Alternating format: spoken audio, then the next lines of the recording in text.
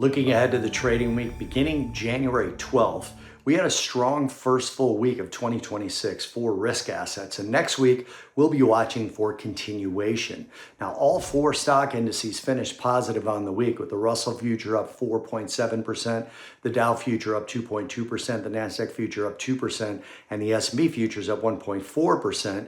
Gold, silver, copper, and even crude oil all finished the week positive, despite the dollar also being positive for the second week in a row in aggregate.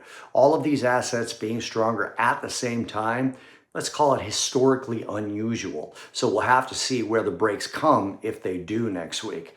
Next week also brings us the first full batch of Fed speakers with key topics. Fed Governor Stephen Miron will discuss regulations, supply side, and monetary policy.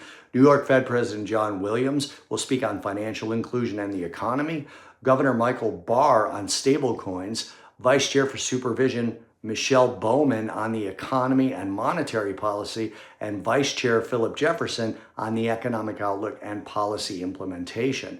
Last week, Governor Miron argued in an interview for over 100 basis points of rate cuts in 2026 to ease restrictions. Vice Chair Bowman focused on modernizing supervision without mentioning monetary policy, so we'll be watching for any of those speakers to maybe move the markets a little bit. Now, looking ahead to next week's earnings, we have 26 companies with market caps over $1 billion reporting, including JP Morgan, Bank of America, Wells Fargo, Morgan Stanley, Goldman Sachs, Citigroup, Delta Airlines, Infosys, and the big tech earnings report will be Taiwan Semiconductor. This is the official start of the new earnings season.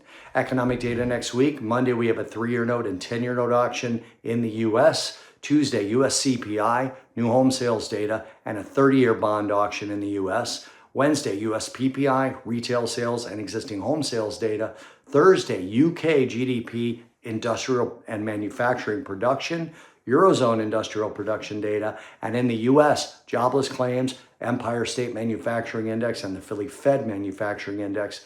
And then Friday, German CPI, Canadian housing starts, and industrial production data in the U.S. to wrap up the week.